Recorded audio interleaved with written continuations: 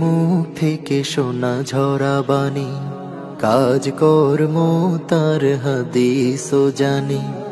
পছন্দ ভালো লাগা প্রেম নির্ভুল, পছন্দ ভালো লাগা প্রেম নির্ভুল।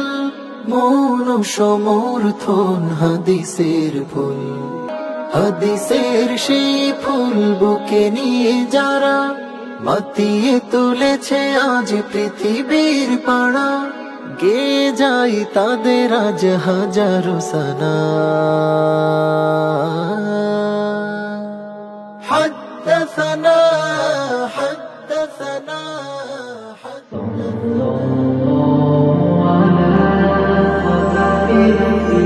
আসসালামু আলাইকুম ওয়া রাহমাতুল্লাহি ওয়া বারাকাতুহু। বিসমিল্লাহ ওয়ালহামদুলিল্লাহ ওয়াসসালাতু ওয়াসসালামু আলা রাসূলিল্লাহ ওয়া বা'দ।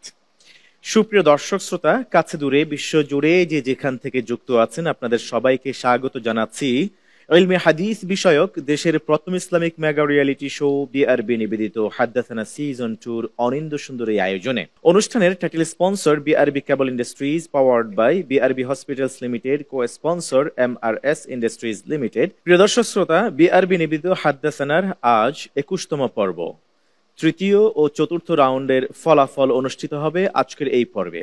আজকের এই পর্বে ইনশাআল্লাহ তাআলা আমরা ঘোষণা করব 8 জন প্রতিভা থেকে বিদায় নিচ্ছে কোন 2 জন প্রতিযোগী।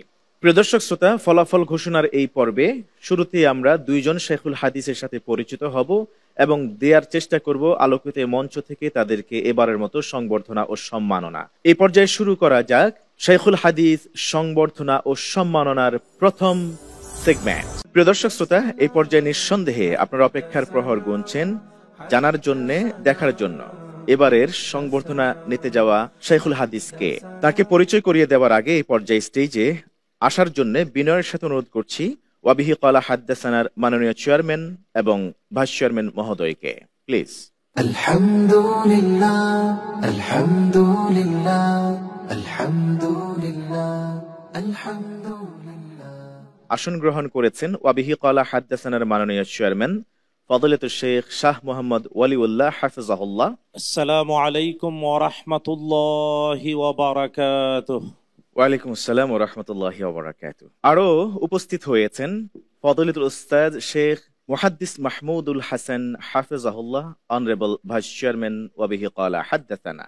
আসসালামু আলাইকুম ওয়া রাহমাতুল্লাহি ওয়া বারাকাতুহু।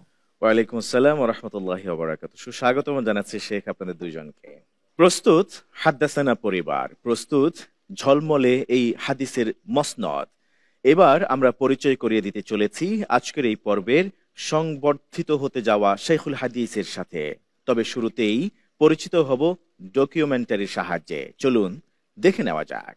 মুহাম্মদ আসাদুল্লাহ আল গালিব হাফিজাহুল্লাহ সাতক্ষীরা সদর থানার বুলারাটি গ্রামে 1948 সালের 15 জানুয়ারি জন্মগ্রহণ করেন। তার পিতা মাওলানা আহমদ আলী বাংলাদেশের দক্ষিণাঞ্চলের একজন খ্যাতনামা আলেম ছিলেন। তৎকালীন পূর্ব পাকিস্তান মাদ্রাসা বোর্ডে আলিম ও কামিল পরীক্ষার সম্মিলিত মেধা তালিকায় তার অবস্থান ছিল যথাক্রমে 16তম এবং 5ম।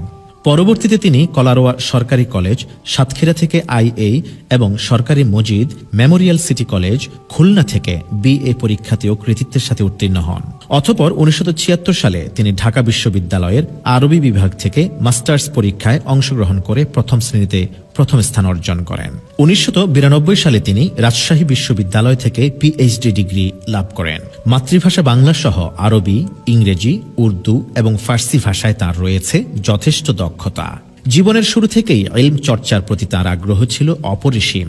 তিনি দেশ বিদেশের নামকরা আলেমদের সংস্পর্শে আসেন এবং বিশেষ করে হাদিস শাস্ত্রের প্রতি নিবেদিত হয়ে পড়েন। 1980 সালের 25 সেপ্টেম্বর তিনি ঢাকা বিশ্ববিদ্যালয়ের আধুনিক ভাষা ইনস্টিটিউটে খণ্ডকালীন প্রভাষক হিসেবে যোগদান করেন। অতঃপর একই বছরে 10 ডিসেম্বর রাজশাহী বিশ্ববিদ্যালয়ের আরবি ও ইসলামী শিক্ষা বিভাগের লেকচারার হিসেবে যোগদান করেন। অতঃপর 2016 সালে একই বিশ্ববিদ্যালয়ের আরবি বিভাগ থেকে তিনি অবসর গ্রহণ করেন। পেশাগত কাজে এবং বিভিন্ন আন্তর্জাতিক সেমিনারে অংশগ্রহণের জন্য তিনি ভারত, পাকিস্তান, নেপাল, শ্রীলঙ্কা, সৌদি আরব, কুয়েত ও সংযুক্ত আরব আমিরাত ভ্রমণ করেছেন। 2000 সনে তিনি সৌদি সরকারের রাজকীয় মেহমান হিসেবে হজ ব্রত পালন করেন। বাংলাদেশে হাদিস শাস্ত্রের প্রসারে তার অবদান অবিস্মরণীয়। তিনি প্রতিষ্ঠা করেছেন আল কোরআন একাডেমি, যা কোরআন ও হাদিসের গবেষণা ও শিক্ষার জন্য এক নির্ভরযোগ্য প্রতিষ্ঠান। তার লেখা বহু গ্রন্থ ও প্রবন্ধ হাদিসের গুরুত্বকে মানুষের কাছে তুলে ধরেছে। ডক্টর আসাদুল্লাহ আল গালিব লিখেছেন বহু গুরুত্বপূর্ণ গ্রন্থ।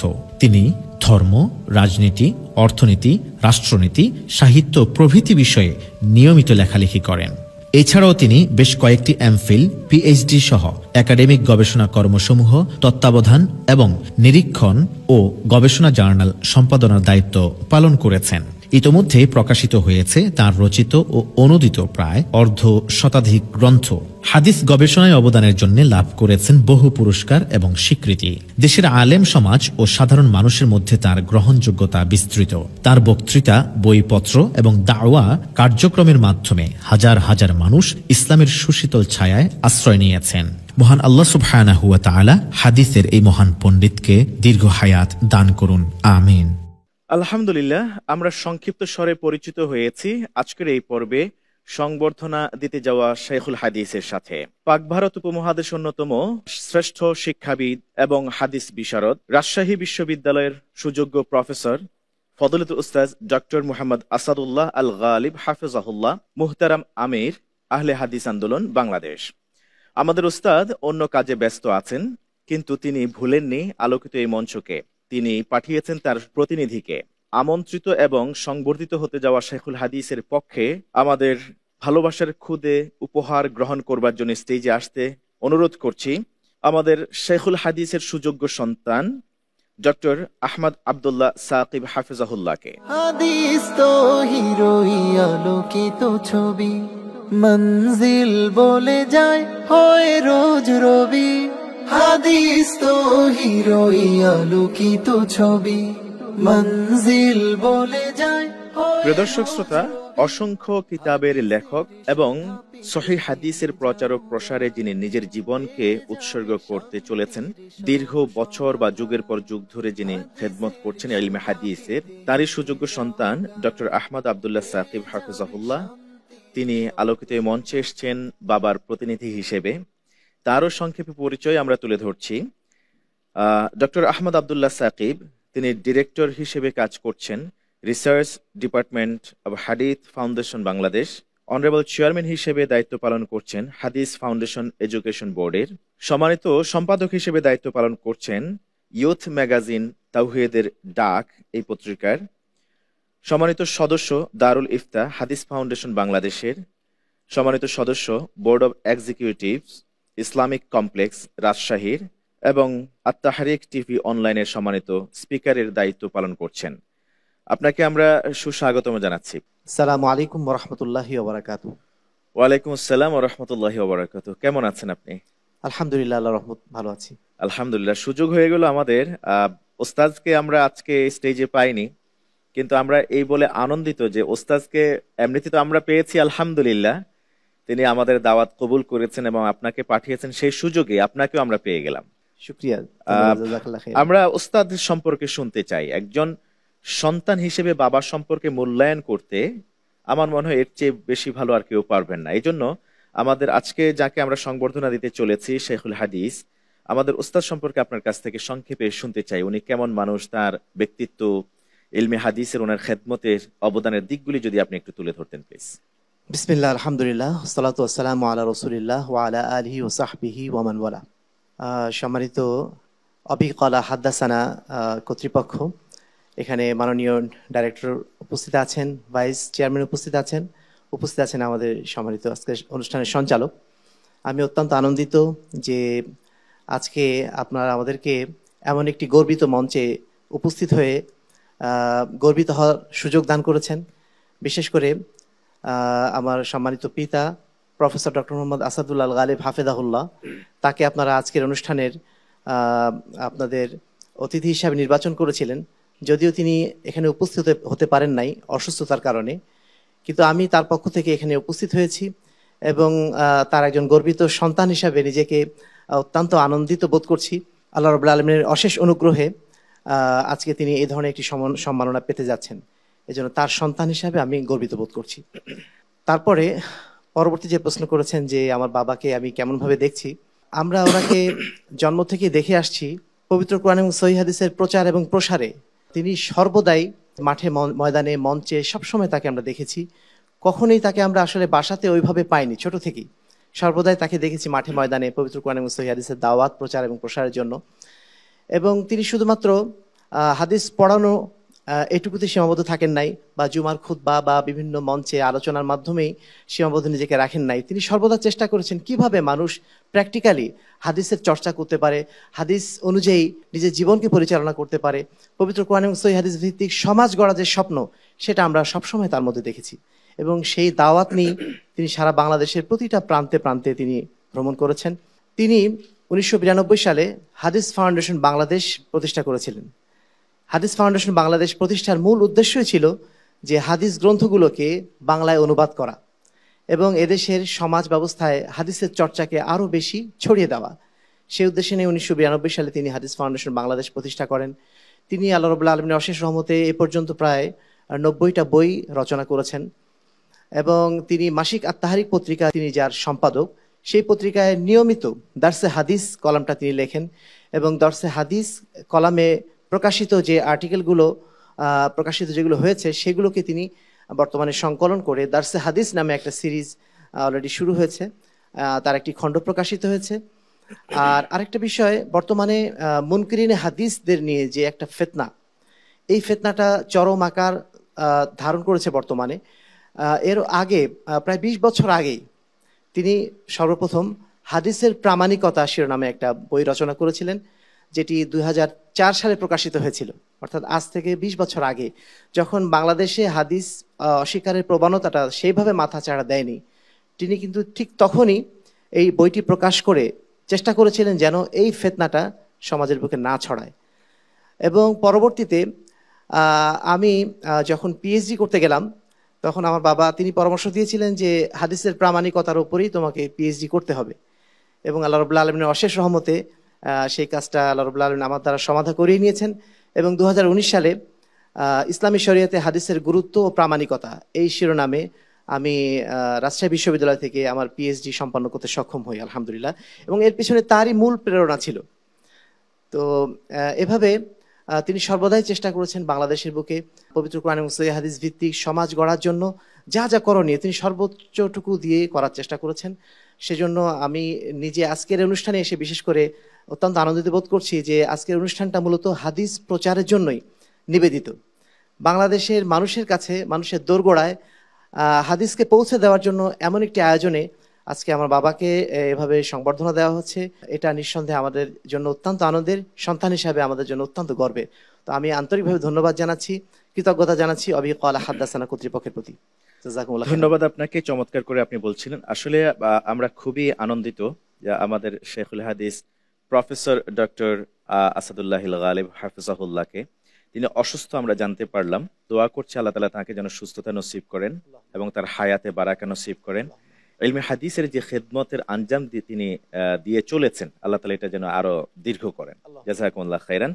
আমরা যাব এবার ফযলাতুল শেখ শাহ মোহাম্মদ ওয়ালিউল্লাহ হাফিজাহুল্লাহ, অনারেবল চেয়ারম্যান ওয়াবিহি ক্বালা হাদাসানা। আমরা যে শর্ট বায়োগ্রাফি আবার ডকুমেন্টারির পরে সন্তানের কাছ থেকে শুনলাম বাবার বিষয়ে, আমাদের শেখের সন্তান ডক্টর আহমদ আব্দুল্লাহ সাকিব হাফিজাহুল্লাহ, তিনিও যে বিষয়ে পিএইচডি করেছেন, সেটাও আলহামদুলিল্লাহ আমাদের এই যে ধ্যান ধারণা চিন্তা মন মানসিকতা মননশীলতার সাথে মিশে যায়। এই বিষয়টি শুনে সত্যি আমি আনন্দিত। আপনার কেমন ফিল হচ্ছে একটু যদি আপনি বলতেন। আলহামদুলিল্লাহ ওয়াসসালাতু ওয়াসসালামু আলা রাসূলিল্লাহ ওয়া বা'দ। আসলে আমরা বিভিন্ন পরিবারে বিভিন্ন বংশে জন্ম নিয়েছি বটে, বিভিন্ন দেশ আর জাতিতে, কিন্তু আমাদের পথ এক, গন্তব্য এক। এই জন্য সব মিলে যায় একসাথে। কারণ আমরা চাই আল্লাহ সুবহানাহু ওয়া তাআলার সন্তুষ্টি, আমরা চাই মুহাম্মদুর রাসূলুল্লাহ সাল্লাল্লাহু তাআলা আলাইহি ওয়াসাল্লামের অনুকরণ অনুসরণ, আমরা চলতে চাই দ্বীন ইসলামের উপরে প্রতিষ্ঠিত থেকে দুনিয়াতে মুসলিম হিসেবে, কবরেও যাতে মুনকার নাকিরের প্রশ্নের জবাবে বলতে পারি দীনুনা আল ইসলাম।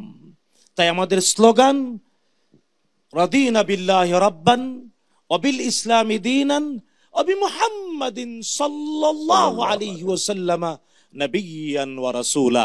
এই জন্যই মিলে যাচ্ছে আলহামদুলিল্লাহ। সুতরাং রব্বুল আলামিনেরই কৃতিত্ব আমরা কেবল বলি রব্বানা লাকাল হামদ কামা ইয়ানবাগি লিজালালি ওয়াজহিক ওয়া আযীম সুলতানিক।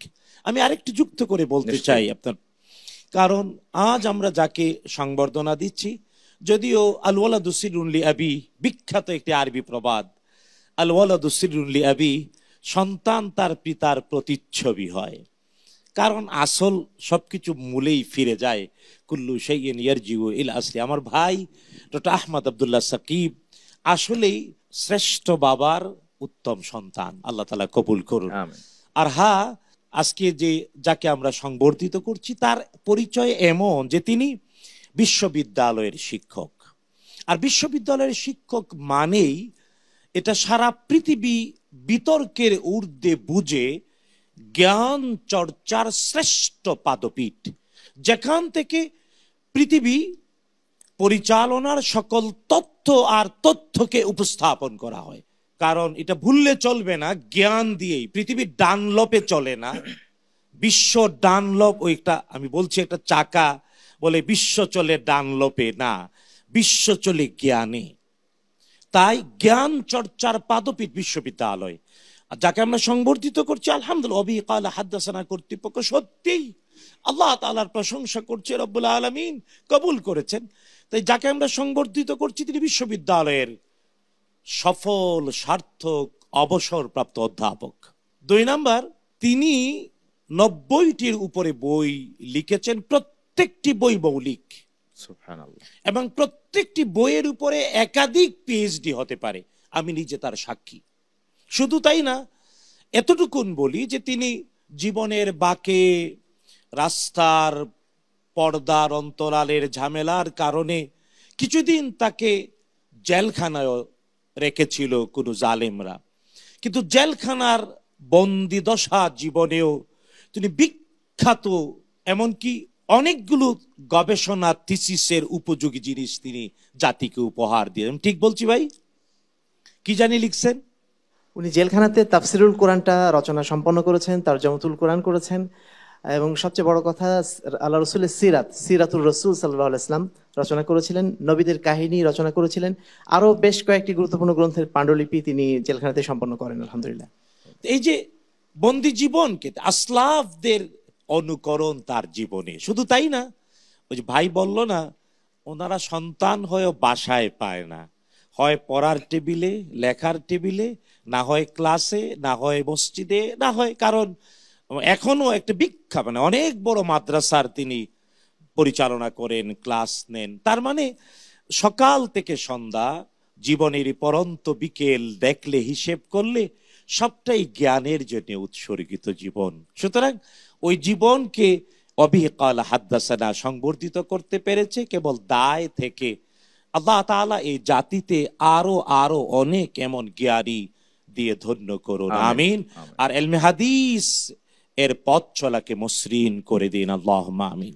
আল্লাহুম্মা আমিন। অনেক অনেক ধন্যবাদ জানাচ্ছি আপনাকে মাননীয় চেয়ারম্যান মহোদয়। আমি যাব এবার মাননীয় ভাইস চেয়ারম্যান মহোদয় আপনার কাছে, আপনি কিভাবে দেখছেন, কিভাবে মূল্যায়ন করবেন? জি আলহামদুলিল্লাহ, ওয়াসসালাতু ওয়াসসালামু আলা রাসূলিল্লাহি ওয়া বা'দ। আমরা শুনছিলাম আমাদের সম্মানিত শেখুল হাদিসের সন্তান আজকে আমাদের মাঝে এসেছেন, তিনি তার বাবা সম্পর্কে বলেছেন এবং আমরা ডকুমেন্টারির মাধ্যমে জেনেছি। আসলে উনি এমন একজন মানুষ যে ওনার জীবনী জানতে হলে ডকুমেন্টারি লাগে না, কারণ উনি এত বেশি লিখেছেন বাংলাদেশে। আমি ব্যক্তিগতভাবে খুব কৃতজ্ঞ এবং ঋণী তার কাছে। আমি যখন এমফিল করতে যাই বিশ্ববিদ্যালয়ে, তখন আমি আল কোরআনে ধ্বংসপ্রাপ্ত জাতি এর উপরে আমি এমফিল করবার জন্য মনস্থির করি, কারণ এই কারণগুলো আমাদের বর্তমান সমাজও বিভিন্নভাবে সমাজের রন্ধ্রে রন্ধ্রে ঢুকে আছে।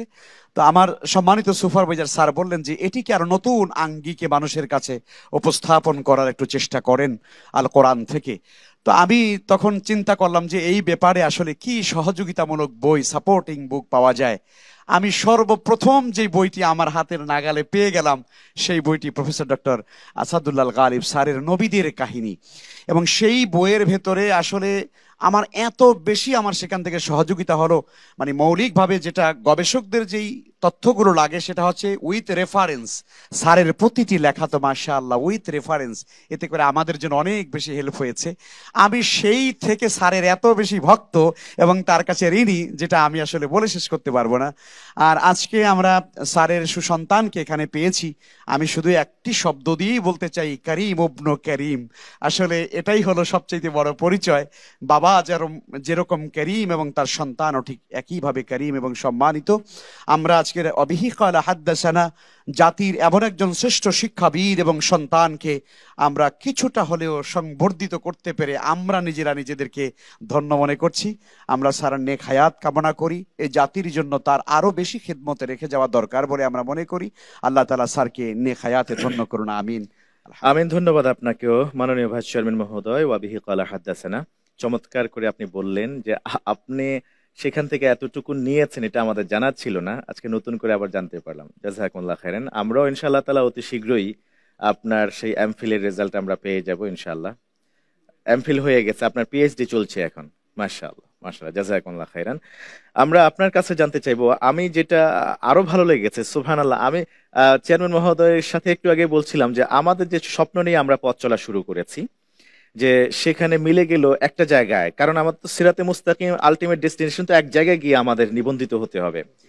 দেখুন, আপনারা একদিক থেকে কাজ করেছেন, আমরা এদিক থেকে শুরু করেছি। দীর্ঘ কয়েক বছর ধরে আমরা গবেষণা চিন্তা করেছি, এরপর গত বছর ধরে আনুষ্ঠানিকভাবে শুরু করেছি আর কি এই পথ চলাটা। তো এর মধ্যে আমাদের এক জায়গায় মিলে গেল, এবং আরো ভালো লাগার কাজ করেছে যে আপনিও যে মুনকিরিনে হাদিস এই বিষয়ের উপরেই, হাদিসের প্রামাণিকতা যথার্থতা এর উপরেই আপনি পিএইচডি করেছেন। এবং আরেকটা বিষয় হলো, আমাদের যে এবারে নতুন করে আমরা একটা সেগমেন্ট সংযোজন করেছি আমাদের প্রতি পর্বে, সেটা হলো হুজ্জিয়াতুল হাদিস বা হাদিসের মাধ্যমে দালিলিক প্রামাণিকতা সেগমেন্ট নামে একটা সেগমেন্ট। সেখানে আমরা চমৎকার চমৎকার কিছু সাবজেক্ট আমরা নির্ধারণ করেছি, যে সাবজেক্টগুলোর উপরে দুইজন প্রতিযোগী প্রমাণ করতে হবে।